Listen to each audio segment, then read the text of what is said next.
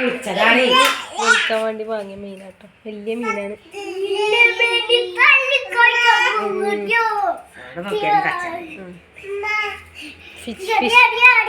Fish fish ഇതില് ചെറുതായിട്ടാ കാണുന്നത് ഫോണില്.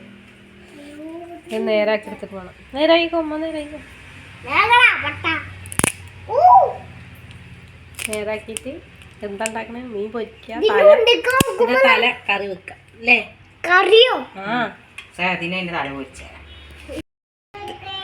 തല കഷ്ടപ്പെട്ട് ഞങ്ങൾ മുറിച്ചെടുക്കും. തല